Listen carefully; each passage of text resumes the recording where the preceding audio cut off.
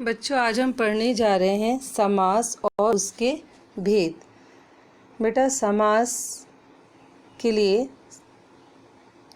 एकलव्य ने अंगूठा काटकर गुरु के लिए दक्षिणा दी।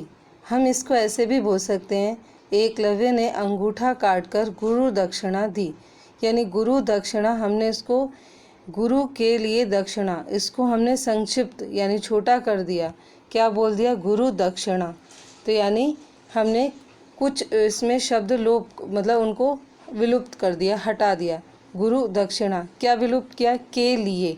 क्या विलुप्त किया हमने? के लिए को हटा दिया। के लिए हटा करके हमने लिख दिया गुरु दक्षिणा। ठीक है। ऐसे ही नीचे महान है जो देव, उन्हें पुष्प चढ़ाओ। मतलब महादेव, महान है जो देव यानी महादेव। तो हमने है जो हटा दिया, महान का महा ले लिया, तो क्या बन गया? महादेव। यानी इसमें हमने विशेषता बता दी, देव कैसे हैं? महान हैं। ऐसे ही चारों राहों का समूह क्या कहलाता है? चौराहा, है ना। चारों राहों का समूह चौराहा। यानी हमने जो बड़े शब्द हैं उनको हमने क्या किया? संक्षिप्त कर दिया। ये बड़ा है, इसको हमने छोटा करके लिख दिया महादेव। ऐसे चारों राहों का समूह, उसको छोटा कर दिया चौराहा।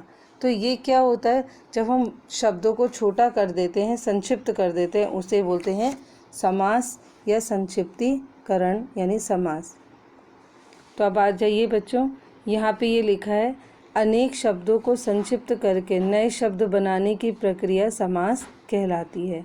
दूसरे शब्दों में कम से कम शब्दों में अधिक से अधिक अर्थ प्रकट करना भी समास कहलाता है। समास के नियमों से निर्मित शब्द को समस्त पद, समस्त पद किसे बोलेंगे? समस्त पद बोलेंगे बेटा ये महादेव, ये क्या है? समस्त पद। गुरु दक्षिणा ये समस्त पद। चौराहा समस्त पद।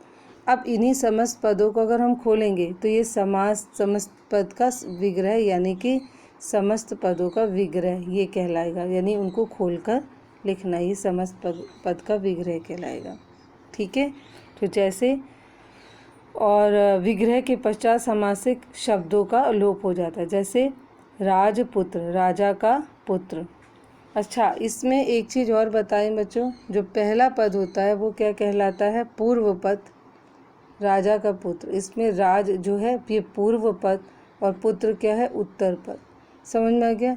जैसे गंगा पूर्व पद, गंगा पूर्व पद, और जल, गंगा जल में गंगा पूर्व पद और जल जो है उत्तर पद। आपको समझ में आ गया होगा। समास 6 तरह के होते हैं, तत्पुरुष, अव्ययी, द्वंद्व, बहुब्रीहि। तत्पुरुष के बाद कर्मधारय और द्विगु। समास जो है 6 तरह के होते हैं। अब अव्ययी भाव समास। अव्ययी भाव समास जिसमें पूर्व पद प्रधान होता है उसे अव्ययी भाव कहते हैं। जिसमें पहला जो है अवयव भी होता है। आजीवन, जीवन भर, आमरण, मरण तक, यथाशक्ति, शक्ति के अनुसार, भरपेट, पेट भर के, हर रोज यानी रोज रोज, रातों रात यानी रात ही रात में, प्रतिदिन प्रत्येक दिन, बेशक बिना शक के, निडर बिना डर के, निसंदेह बिना संदेह के। तत्पुरुष जो समास होता है उसमें कारक शब्दों का यानी विभक्ति का लोप रहता है, वो नहीं रहती। तो ये भी जो कारक शब्द हैं आपके कर्म, करण, अधिकरण, संबंध, संप्रदान, आपादान, तत्पुरुष समास होते हैं। इनके उदाहरण हम देख लेते हैं। यश प्राप्त यानी को, जिसमें को का लोप होगा, को यानी वहाँ पर कौन सा होगा? को का जहाँ पे लोप होगा वहाँ पर कौन सा होगा? कर्म तत्पुरुष, ये ध्यान रखेंगे। जहाँ पर से का लोप होगा वहाँ पर कौन सा होगा? करण तत्पुरुष। जहाँ पर के लिए का लोप होगा वहाँ संप्रदान तत्पुरुष। और जहाँ पर से, देश से अलग हो रहा, अपादान माने होता है अलग होना, यानी वहाँ पर कौन सा से? करण और अपादान में अंतर है। यहाँ पर से होगा यानी भय से, यानी कारण बता रहे हैं, करण शोक से। और अपादान में क्या होता है? अलग होना, देश से निकाला, काम से चोर, काम से जी चुराने वाला, पाप से मुक्त यानी पाप से अलग हो रहा है, जलहीन, जल से हीन। तो आपको ये ध्यान रखना है, आपादान तत्पुरुष और करण तत्पुरुष दोनों में से आता है, लेकिन आपादान वहाँ जहाँ अलग होने का होगा और करण में जहाँ कोई कारण बता रहे होंगे। संबंध तत्पुरुष, इसमें का आता है जब जहाँ पर का लोप हो, है ना, पराधीन पर के अधीन का लोप हो रहा है, वहाँ पर संबंध तत्पुरुष है। संबंध बता रहे हैं, सेना का पति, किसका पति, सेना का, पर के अधीन या संबंध बता रहे हैं, वहाँ पर जो का आता है वहाँ पर क्या आएगा, संबंध तत्पुरुष। ऐसे ही गृह प्रवेश, गृह में अगर में शब्द आ जाए, में का लोप हो रहा हो, गृह में, नरों में नरोत्तम, पुरुषों में उत्तम, दान में वीर, शोक में मग्न, तो यहाँ पे क्या होगा, अधिकरण समास होगा। कर्मधारय में होता है एक जो शब्द होता है उत्तर पद या पूर्व पद जो है विशेषण और विशेष्य का एक तरह से उपमेय उपमान का संबंध होता है। पीतांबर यानी पीला है जिसका अंबर, यानी जिसने पीले कपड़े पहने। परमेश्वर परम है जो ईश्वर। नीलकमल जो नील है जो कमल। महात्मा महान है जो आत्मा। तो यहाँ कर्मधारय में एक बात ध्यान रखेंगे, एक विशेषण होता है और एक शब्द, और जो दूसरा शब्द उसके विशेषता मतलब उपमा की जा रही है। ठीक है। क्रोधाग्नि यानी क्रोध रूपी अग्नि, जहाँ पे रूपी, जो, ये सब कर्मधारय समास में आता है। एक आता है न्यय तत्पुरुष, जहाँ पे निषेधात्मक यानी कि नकारात्मक शब्द यहाँ पे ना रहेगा, असंभव, असभ्य, अन्याय, अभाव, है ना, तो ये सब किस में आएंगे, न्यय तत्पुरुष समास में आएंगे।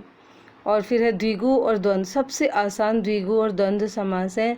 द्विगु समास में जो होता है वो समूह, जैसे चौराहा बताया था, 4 राहों का समूह, दोपहर 2 पहरों का समूह, त्रिलोक 3 लोकों का समाहार। द्वंद्व में जो होता है, द्वंद्व में दोनों पद प्रधान रहते हैं, रात और दिन, सुख और दुख।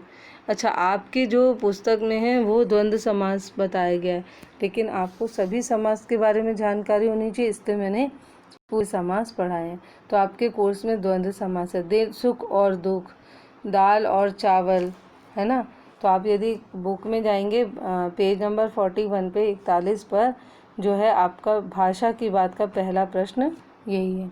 बहुब्रीहि समास, बहुब्रीहि में होता है कि जैसे निशाचर को अगर हम समास का विग्रह करें तो निशा में विचरण करने वाला वो कौन होते हैं, जो रात में, निशा मैंने रात यानी राक्षस। तो यहाँ निशाचर किसको बता रहा है, राक्षस को बता रहा है। निशाचर किसको बता रहा है यहाँ पे, राक्षस को। जब कोई शब्द, जब समास विग्रह करने पर किसी और शब्द की और संकेत करे, जैसे निशाकर किसको बोलते हैं, राक्षस को। दशानन किसको बोलते हैं, रावण को। नीलकंठ किसको बोलते हैं, शिव जी को। पीताम्बर यानी श्री कृष्ण। लंबोदर यानी गणेश जी।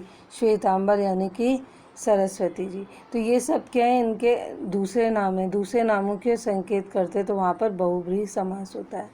अब जैसे आप आ जाइए कर्मधारय और बहुब्रीहि में यह अंतर है। नीलकंठ, यदि नीला है कंठ, अगर हम उसका समास विग्रह कर रहे हैं तब क्या आएगा, आपका कर्मधारय।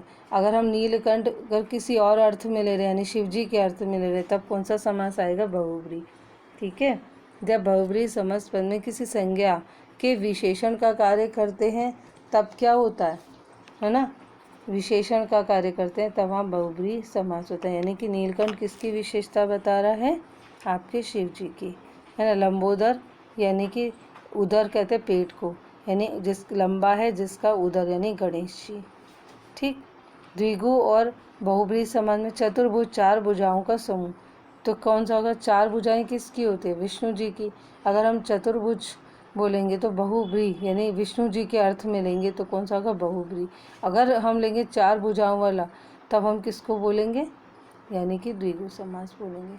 लेकिन त्रिलोचन किसको बोलते हैं, शिव जी को। दशानन किसको बोलते हैं, रावण को। तो ये सब क्या है, चतुर्भुज, त्रिलोचन, दशानन, ये सब बहुब्रीहि समास है। चलिए, अभी अभ्यास के लिए दिया जा रहा है, ये बेटा आप लोग को अभी करना है अपनी कॉपी में। धन्यवाद बच्चों।